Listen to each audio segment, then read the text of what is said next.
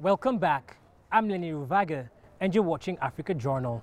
2011 has been a year in which African women's contribution towards shaping the nations has won much-deserved recognition.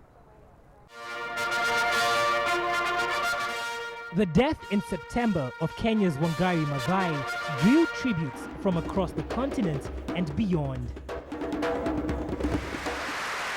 A passionate conservationist, political activist, and feminist, she was the first African woman to receive the Nobel Peace Prize.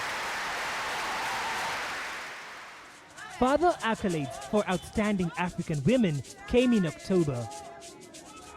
Liberia's President Ellen Johnson Sirleaf and peace activist Laima Bowie were 2 out of 3 women chosen to share this year's Nobel Peace Prize. We'll continue to work for women. I'll continue to work with her to improve the living conditions of women. I cannot be a hypocrite. Our work has always been about women. Women in peace, women in politics.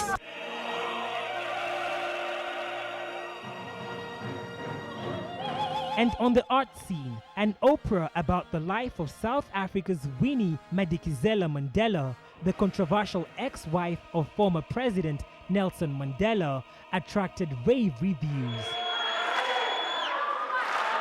Not least from the inspiration for the show herself.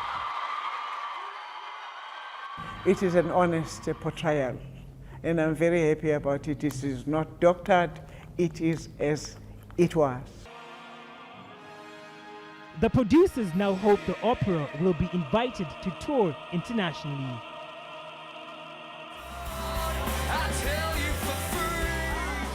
But it was not just women in the public eye whose work for change was rewarded this year, as we discovered when we visited a village in Western Kenya.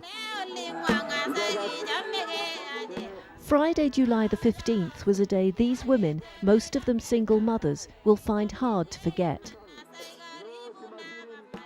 For this celebration marked their success in becoming entrepreneurs in whom people across the world were willing to invest.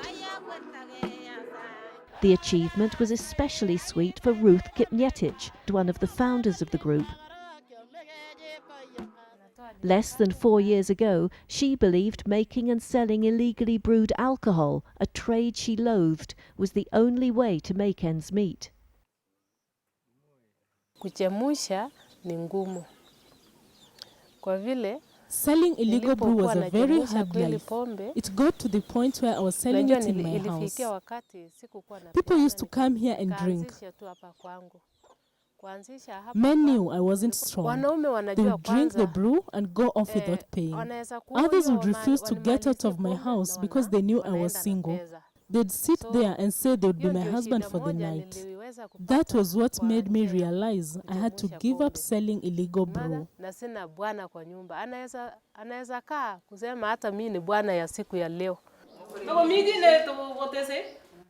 Ruth's solution was to join forces with other single mums in the area, many of whom also made and sold illegal brew.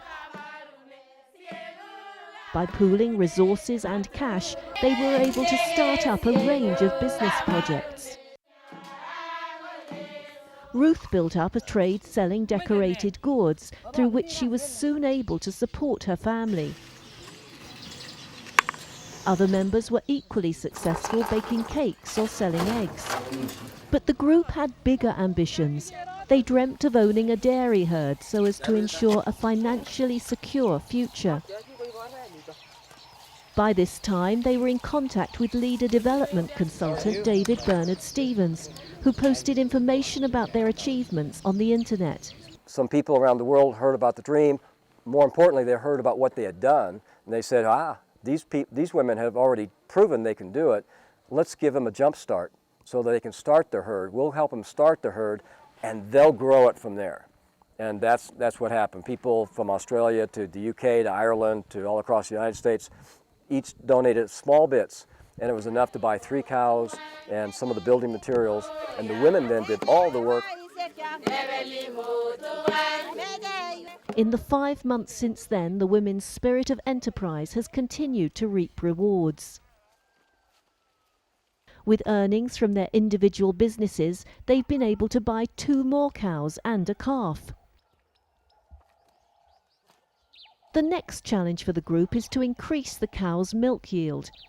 Each currently produces around 6 litres a day, but has the potential to produce 15.